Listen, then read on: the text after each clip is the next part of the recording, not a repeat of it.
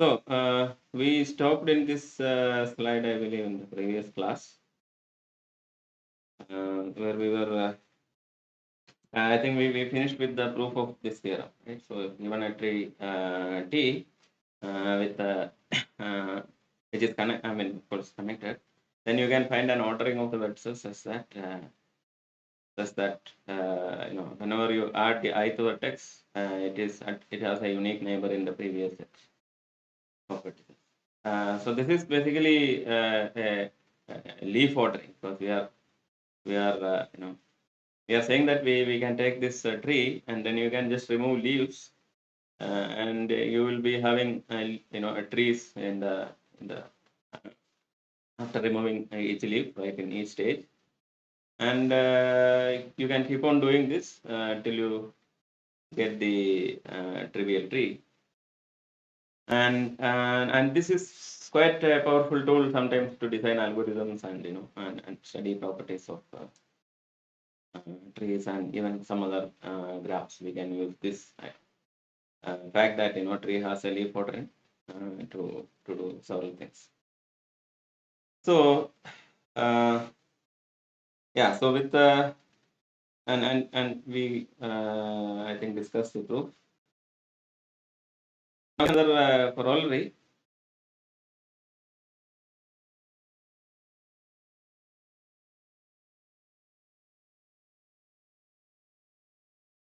So the corollary is that if T is a tree and you are given a graph with minimum degree at least the number of edges of the tree. Okay, so the number of edges of whatever tree is given is the minimum degree of the graph G.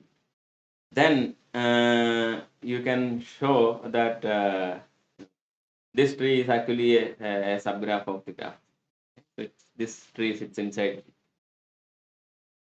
And if you think about it, I think the proof is quite easy. Like once you know that you will never run out of uh,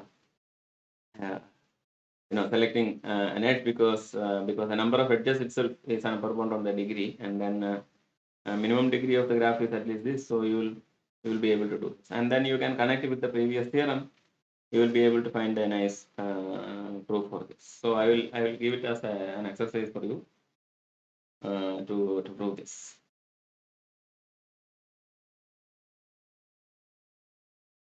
Now here is a another classical result that we usually ask you to think about and try to prove. This is that, like, all the statements about trees are all equivalent, right? So you can say that a graph is connected and acyclic, then by the definition it is a tree, right? And that is equivalent to saying that G is maximally acyclic. So what do you mean by maximally acyclic? That there are no cycles in this tree, but if you add any new edge to it, right? Any edge which is any pair of edges which are not adjacent in this graph, then it contains a cycle. Right? So in that sense, it is maximally acyclic. You cannot add any more new edges to make the graph, and keep the graph acyclic. And similarly, the graph is minimally connected, right? So which means that the graph is connected, but if you remove any edge, then the remaining graph is not connected. So and then you can say that we have a graph which is acyclic, and it has exactly n minus 1 edges, where n is the cardinality of the vertex, right? The order of the graph. So and finally, if G is connected and has n minus 1 edges, this is also saying that the graph is a tree. So all these statements are equal. So you can basically start showing that, okay, 1 implies 2, 2 implies 3, 3 implies 4, 4 implies 5, and 5 implies 1, or something like that. Okay, so take it as a homework and work out the details. I mean, these are quite simple, but it's very important that you really think about it, because that is what help you uh, to uh, to be able to think further in this kind of thing and get a good picture of what is going on.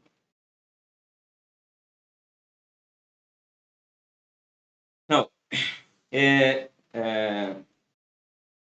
a concept which which is quite useful, which will come very often, is that of what's called a spanning subgraph. So a spanning subgraph is basically a subgraph with on the same vertex set. So you have a graph G, it has vertex set is given. Let's say V. Then any subgraph of G where the vertex set remains the same is a spanning subgraph. So you basically need all the vertices, right?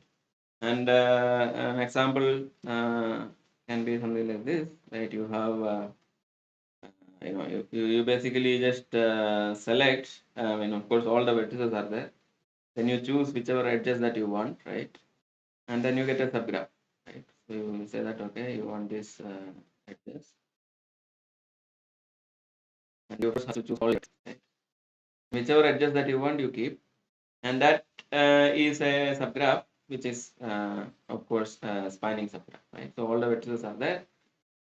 And you get a subgraph which is spanning. Now, in case, this happens to be also a tree, then we say it is a spanning tree. So spanning trees are very important because a connected graph is given, then you can always find a spanning tree. Okay? So this I will leave as an exercise in the next page maybe. Any connected graph has a spanning tree. It should be immediately clear, right? Intuitively clear, and try to give a formal proof. So it could have several spanning trees, of course, right? But there is at least one spanning tree. So yeah. Yeah, so every connected graph contains a spanning tree, and you can try to see why and give a proof.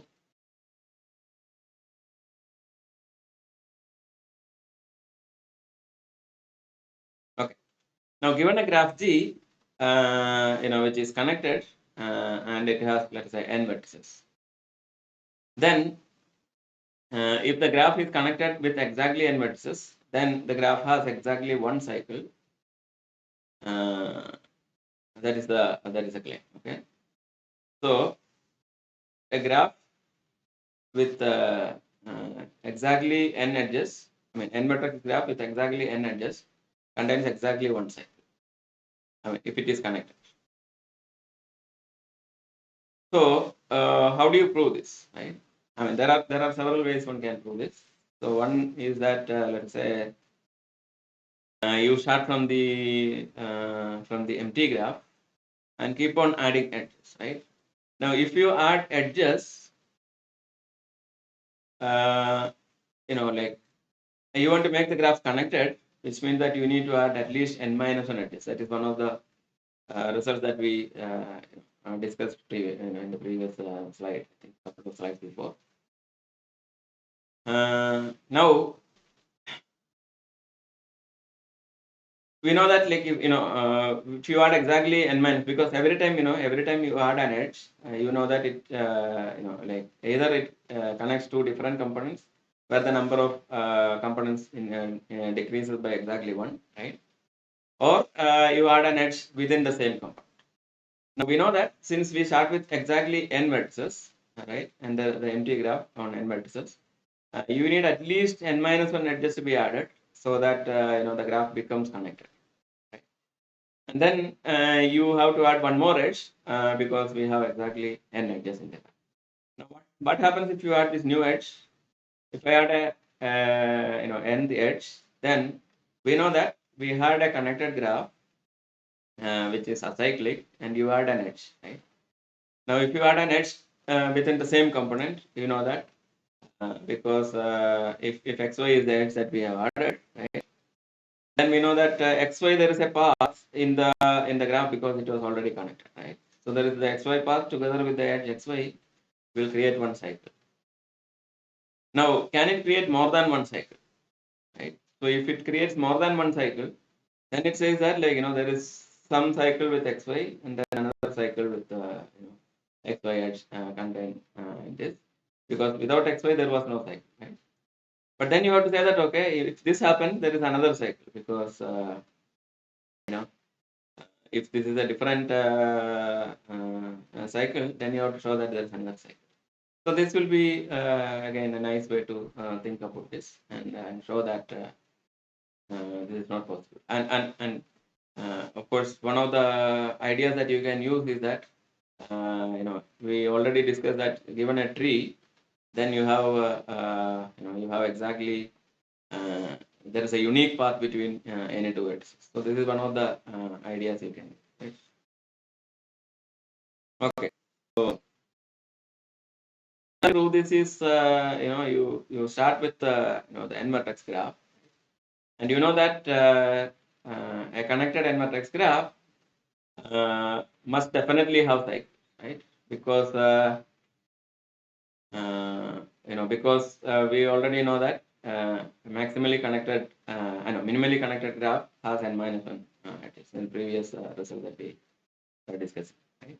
So we start with an n vertex graph which is connected. You know that it must have some cycles. So if there is some cycle, then we know that the edges of the cycle are not cut edges. Right? So I can pick any of the edges of the cycle and remove it, and the graph will still be connected because no edges are cut edge, right? I mean, of the cycle is a cut edge. So what happens now? Then we have exactly n minus one edges, and it is connected. And using the earlier results that we have proved, we should be able to show that its cycle is unique.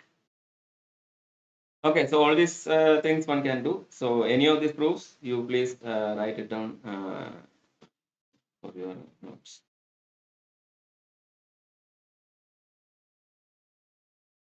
Okay. Now,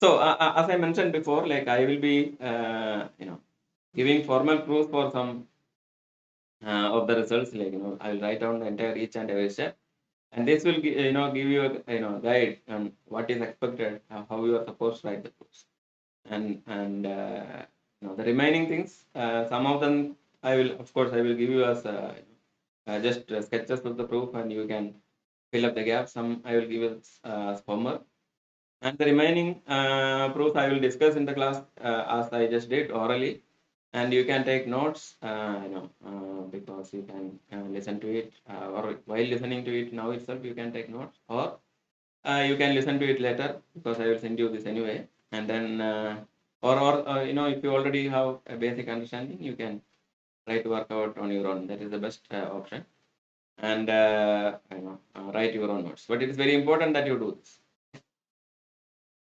And if some proof is having trouble, let me know. I will try to give you further hints, or even try to discuss in my class. But you have to communicate to me, right? What is happening? Okay. Now, suppose we have this graph G, and you have a spanning tree T, right? Then we define the chord tree T bar as the set of edges of G which is not in T. Okay, so all the complementary edges, right, of the graph, right, which are basically not present in T, is called the chord tree. Now, we have done some, yeah. So here is the the white colored edges is the spanning tree of the graph, and then the complementary edges of the graph are colored with blue, right? So this is an example of a graph with a spanning tree and a chord tree. So now suppose you have some edge in the chord tree, right? So xy is an edge in the chord tree. Then t plus xy contains a unique cycle of G, right? This is something that because between x and y there is a unique path, right, in T, and then together with the edge E, it creates a cycle. And this cycle is called a fundamental cycle of T with respect to T and E, right? So this we will not discuss further on the fundamental cycles at the moment, but maybe depending on which direction we go, we can try to see what we want to do. For example, you can define what are called in going in the linear algebra direction, we can define the edge space of a graph. Then you have the cycle space, which is a subspace of the edge space, and then you can show that the cycle space is actually generated by the fundamental cycles with respect to any spanning. So that form a basis, and things like that one can discuss, and this can be used to prove some other nice property. I don't know whether we will go into that direction yet, but I just wanted to mention this because this can be also used in other proofs sometimes, some ideas.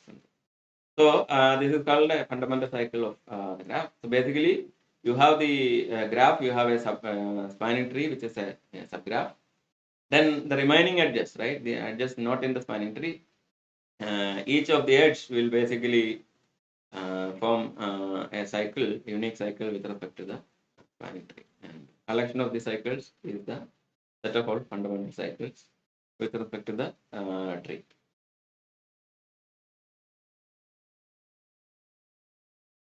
Okay, so what are the fundamental cycles here? For example, with respect to this tree T, right? So if you choose this edge, then you get this cycle, right? The tree cycle.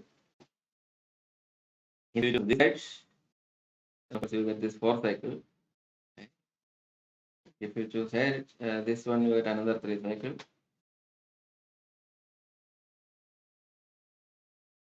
This will give a 4 cycle, right? And this will give a 3 cycle. Okay? So these are the fundamental cycles of the of the graph with respect to this tree.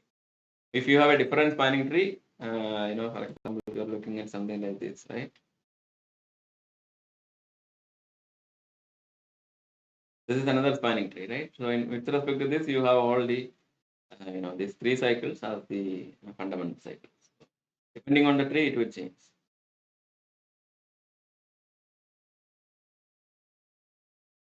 Okay. So here is a proposition. Given a graph G and 2 spanning trees of the graph. Okay. So there are 2 distinct spanning trees of the graph that you are looking at. I mean, of course, they could have intersection, but they are distinct, right? They are not the same. And now let us say that you pick some edge which is which is not in the tree T. Which is not in the tree T dash. So it is in the tree T and not in T dash because they are. So each have exactly the same number of edges, right? N minus 1, which is n is the order of the graph. Then since they are distinct, at least one edge of T dash will be missing from T, and one edge of T will be missing from T dash, right? So there will be at least some edge in this E of T minus E of T dash. Now let E be one of the edges. Then you can show that then there is an edge E dash which is in T dash but not in T. Thus that T minus E plus E dash is a spanning tree of. I mean, could be very easy to prove. I mean, it's very easy to prove, and it should be kind of intuitively clear why, right? Because once you add an edge, you know that it will create a cycle, right? Or like if once you remove an edge, for example, if you look at T minus E, then you know that the tree becomes disconnected, right? Because E is an edge of T. So T minus E is a disconnected graph. Right? It's a spanning graph, but it is a disconnected graph. But then because T dash is connected, there should be some path from some vertex of T dash. Some vertex of one of the components of T minus E to the other component. And this must be using some edge, right, which has one endpoint in the first component and the other edge in the other endpoint in the other component. Okay. And this edge must be part of T dash, because T dash is what we use to find the path. And therefore, that edge you can add, and it will connect these two components. And that is the idea. So that is the proof actually. So yeah. So given two distinct spanning trees, you can remove one edge and then add another edge to get a different spanning tree.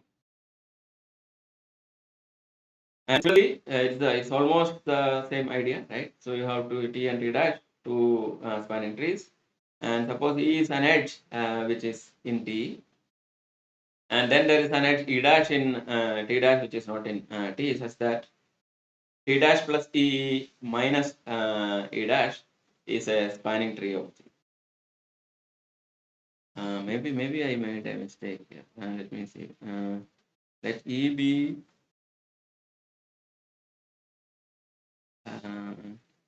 yeah, no, it's fine. It's fine. T dash plus E minus E, not T minus T plus. Yeah, T dash plus E minus E dash is a spanning tree of T. Okay. And this uses very similar idea to the previous one. So I will not discuss about. You can talk about it. All these why questions are also homework for you.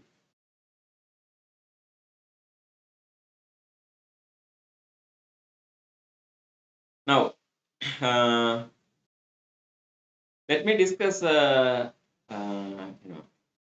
decomposition of a graph into trees. Okay? So one can ask several questions like we have already discussed about decomposition earlier. Like decomposition is basically a partition of the edge set into subgraphs, and this can be asked like you want to decompose into copies of the same graph or copies of different graphs, etc. So now one can ask what about decomposition of graphs into trees, and maybe different trees or the same tree, etc. And one of the most classical question about this is that given a complete graph, can you decompose into copies of the same tree, right? And you can also ask like, can you decompose into copies of specified set of tree? So these two questions are very important and interesting. And there were some nice questions regarding this. And one of the most famous is the conjecture known as Ringel's conjecture. So Ringel's conjecture says that given the complete graph on 2n plus 1 vertices. So we have the complete graph on 2n plus 1 vertices. Then you can decompose this into copies of any tree with exactly n edges. Okay. So you have a tree with exactly n edges, right? I mean, whatever tree you want, right? So you know that if there is n edges, there is n plus 1 vertices, right? And this tree, right, can be used to basically remove the copies of k2n plus 1, right? So you have copies of this tree, right? How many will be there? There will be exactly 2m plus 1 and 2n plus 1 2n plus 1. Yeah, I believe so. Right? 2n plus 1 copies of the tree will be there. Why is that? Like, okay, 2n plus 1 into 2n by 2, and you have n. Yeah. So that is it. So we need exactly 2n plus 1 copies of this tree to do this. So this conjecture is known as Ringel's conjecture, and I will inform you about the latest situation about this conjecture in a few slides. So what is the current situation? So now, if T is a tree with m edges, then k2m plus 1 decomposes into 2m plus 1 copies of T. This is another way of stating the same thing. And this conjecture has been very famous, and there has been a lot of work on this. And in fact, there has been some work in another direction, which is called with another conjecture which implies this. So this is known as graceful labeling. So graceful labeling is basically, you can say it's as a labeling or a coloring, right? So a labeling of a graph with so let's say that you have a graph with exactly m edges. Then a graceful labeling of this graph is a function, right? F maps from the vertex set to the set 0, 1, 2, etc. m. Okay, such that distinct vertices get distinct numbers. That is the first condition.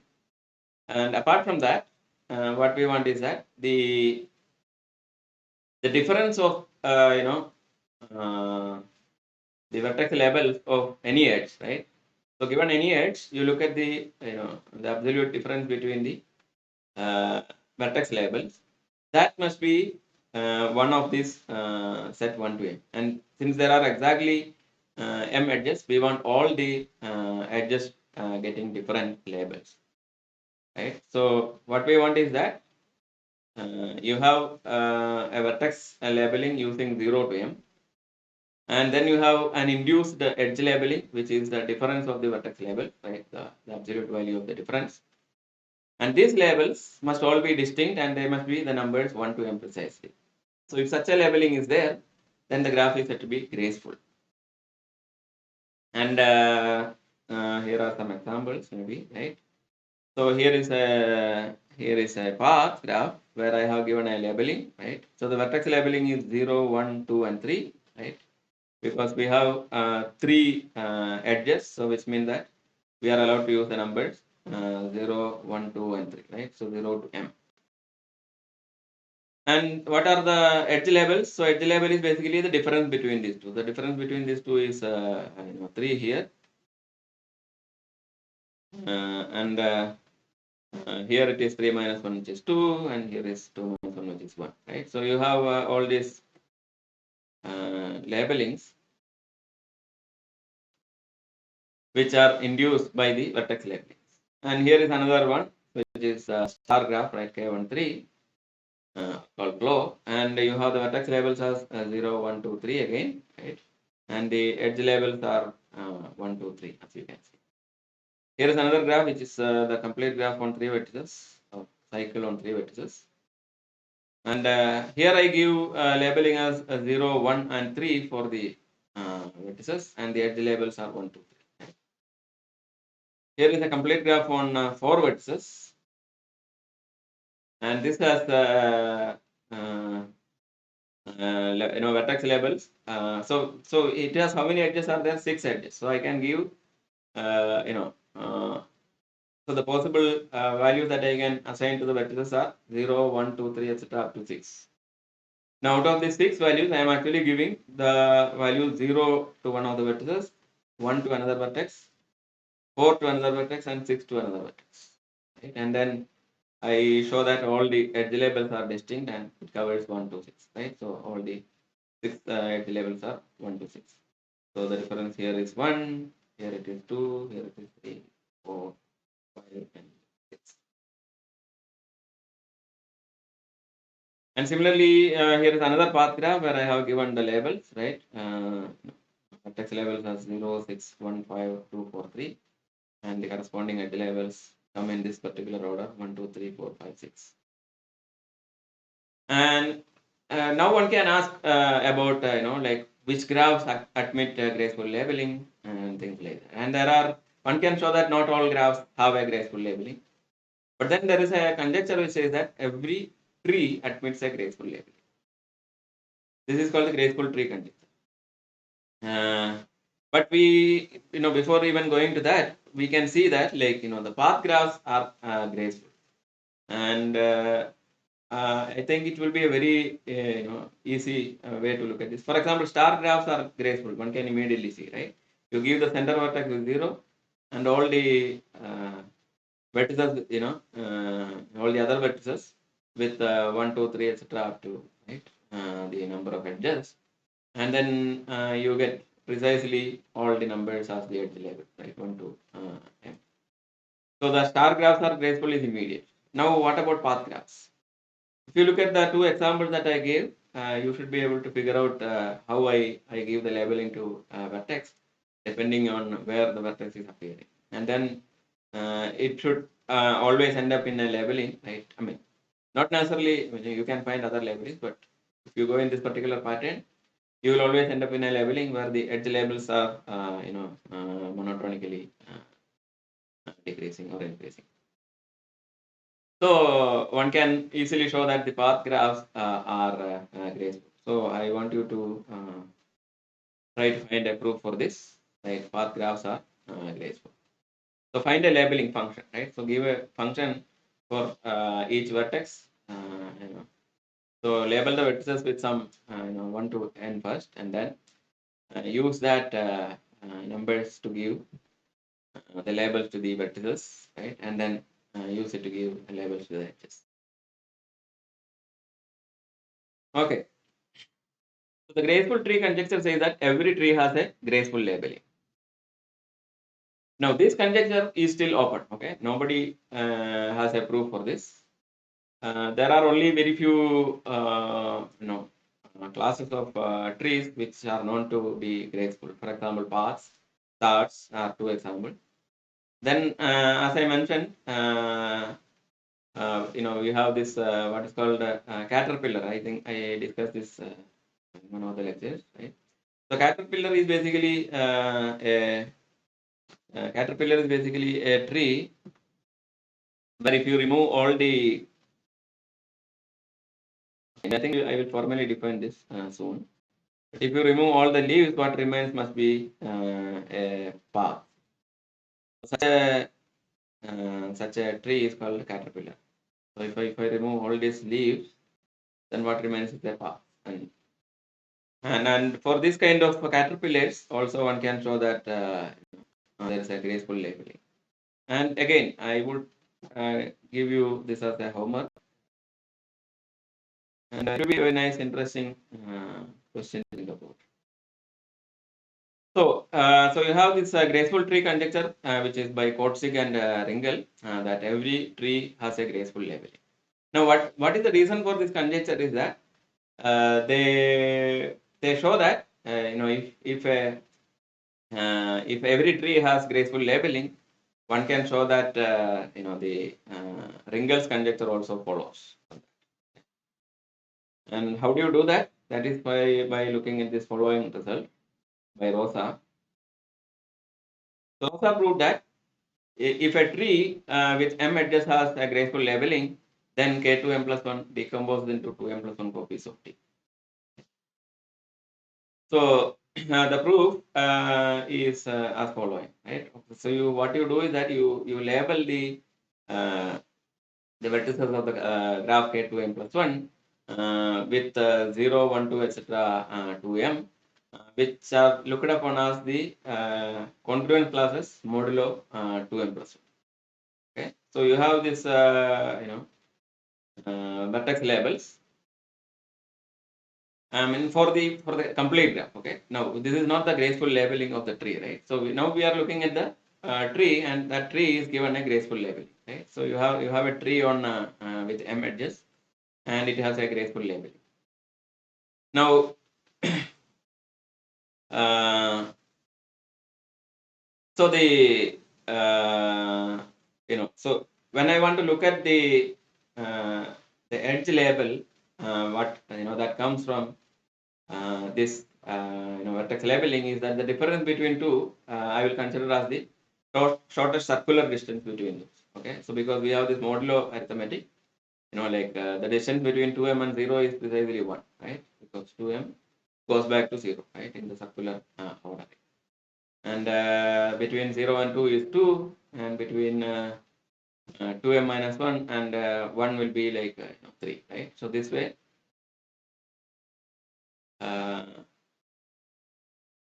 yeah. So this way we can define the distance or difference between two of these numbers. Now, given a graceful labeling of the tree that we want to make copies of take copies and then decompose the k to m plus 1, what you do is that you define we know that there are exactly 2m plus 1 copies of the tree that is going to be there, right? And now you take t0, t1, t2, etc. to tm, T2m as the copies of the or the names of the copies of the tree T. But now what I am going to do is that I am going to uh, you know embed these trees like T0, T1, etc. to T2m inside the complete graph K2m that we had, right? With this labeling, right? 0, 1, 2, 2m. So to do that, what I do is that I pick the vertices of tk, right?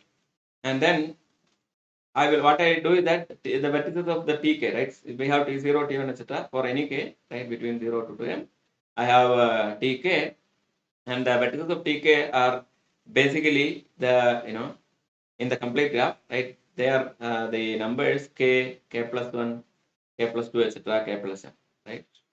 So there is precisely m plus 1 vertices because you have m edges.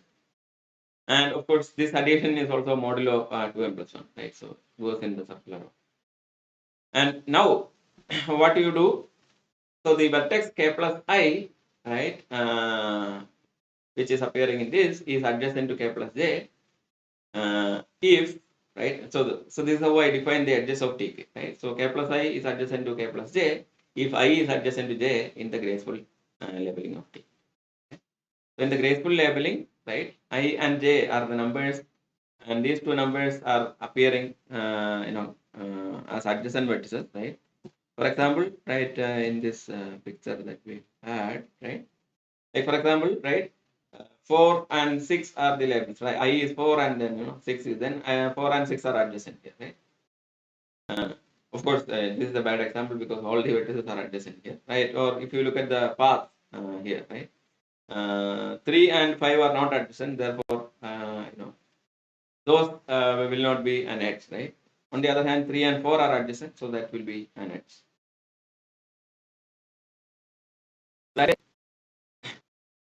The vertex labeled k plus I and k plus j in the k2m plus 1 will be adjacent if I is adjacent to j in the graceful labeling of t. So this is the and I claim that this is actually a decomposition of the edges. Okay, I want you to prove this, in fact verify this, and just give an argument that why this is true for every k2m plus 1, and take it as a homework to work out the details. But it shouldn't be too difficult. But now, before starting the proof, it will be a nice idea to take a, fix some m and then take a k2m plus 1, and then try to see if this idea doesn't work. For example, you can take a path or like some caterpillar, give a labeling, and then try it. So it will be a nice exercise to do. I could have presented this as an example, but I believe that if you actually work out this example, it would be much more helpful for you to understand these things. Any trouble? Please get back to me so I can try to help you out. Now, Ringel conjecture, of course, once you have this result by Rosa, Ringel's conjecture is just a corollary of the graceful tree conjecture, right? Because if I show that every tree has a graceful labeling, then immediately says that K2m plus 1 has a decomposition into copies. So it would be sufficient to prove graceful tree conjecture to prove Ringel's conjecture. Now, as I mentioned, caterpillar is basically a tree in which a single path, which is called spine. This is very funny because caterpillars does not have a spine because they are invertebrates. But if you want to find caterpillars with spine, you have to come to graph theory. And because I think probably the person who actually defined with this didn't have any idea that caterpillars doesn't have spines. I am not sure, but whenever I hear this called the spine, then it looks very funny. So we have the caterpillar is basically trees of this form, right? So you have this path, and then you have this. Basically, all the So another way to look at it is that all the edges are incident to this path, right? At least one of the endpoints is on the path. Now, a nice way to classify the class of caterpillars is to use the following result, that a tree is a caterpillar if and only if it does not contain this graph that I have depicted in yellow. Okay? So that graph is not a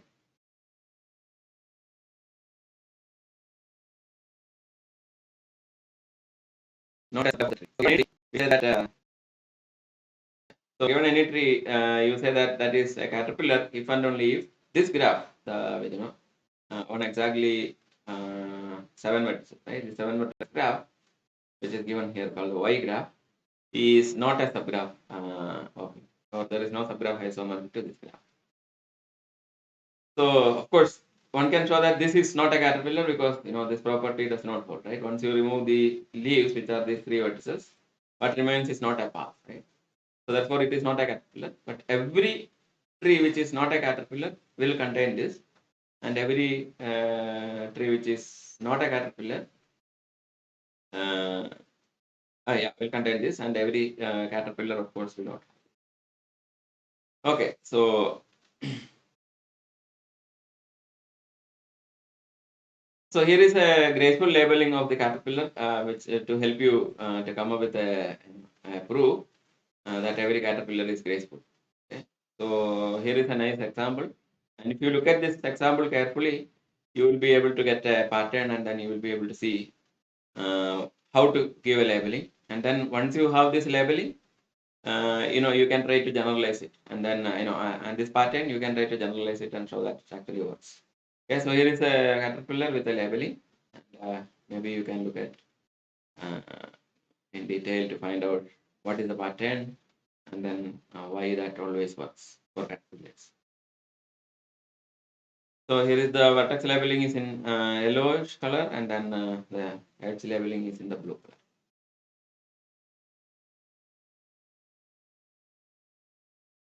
Okay, so the latest update on the Ringels conjecture is that it is mostly proved in the sense that for sufficiently large n, I mean, when you say sufficiently large, it is very, very large actually. That for practical values, it is not really known, right? But for, if n is large enough, one can show that, Ringel conjecture is true. And this proof is by Montgomery, Pokrovsky, and Sudako, Benny Sudako. It's not Y, it's U. Benny Sudako. And they basically proved only last year, okay, in 2020. The paper is available in arXiv. If you just search for it, they have proved that Ringel conjecture is true. But it does not imply, of course, graceful tree conjecture. Okay? So Ringel conjecture directly they prove. They use some kind of coloring, edge coloring actually. It's called rainbow trees and all. Okay? So you give different. So every tree that you are considering must have all the edges should have different colors, or like something like that, right? Or all the edges incident to vertex have different colors or something. I'm not like that. I have not gone in detail. But and then it's quite a large paper actually. But they have finally proved that this result is true. That Ringel conjecture is true for large. Now one can of course try to look for practical values of n, which are the smaller values. It will be more interesting, and that is still an open question. And then of course another question is that can this technique that they developed by this for this proof can be used for other conjectures like graceful labeling, right? I mean, because they are kind of related in some sense, right? So maybe can you use this result to show that okay, one can show graceful labelings are also there for trees, as far as again n is large, okay? Or like maybe can you use it to uh, go for smaller ones? Or can you find a direct proof of the graceful labeling conjecture such that Ringel conjecture is a corollary, so that you get a much nicer, simpler proof. It's another question which is still open. And then they also mentioned that there are other conjectures called, one is Garfar's conjecture. So Gap's conjecture says that like given this sequence of trees, right, T1 to Tn, where the cardinality of Ti is actually I for each I in 1 to n, right? So there are n trees which have different sizes. Then the edges of Kn decomposes. I mean, here it is, the number of trees is n and we have Kn, right? And decomposes into n trees isomorphic to T0, when T1, T2, etc. Tn, right? So this is another conjecture called Gap's conjecture that is also open. Maybe one can either try to prove this or you can try to use the ideas which has appeared in the proof of Frengel's conjecture for large n to also try one can show for this. So these all these questions are easy to understand questions, may not be easy to prove, but it will be nice to think about this. At least thinking about this kind of questions which are easy to understand is will help you a lot in trying to develop some capabilities in doing research and things like that in these areas. So this is the so I will give you another open question, right? That we already started with the statement that caterpillars are graceful. Now there is another class of graph which are very closely related, which is called lobsters. So lobster is basically a tree where if you remove all the leaves, what remains is a caterpillar. So if you remove all these leaves, right, including this if you want, what remains is a caterpillar, right? So such graphs are called lobsters. Now the question is that are lobsters graceful, right? Now this is still open, and for some cases of bounded degree and bounded number of vertices cases, they have shown it. But in general, I think that it is still open, and in general they are still open. So yeah, so this will be a nice question to think about and try to prove.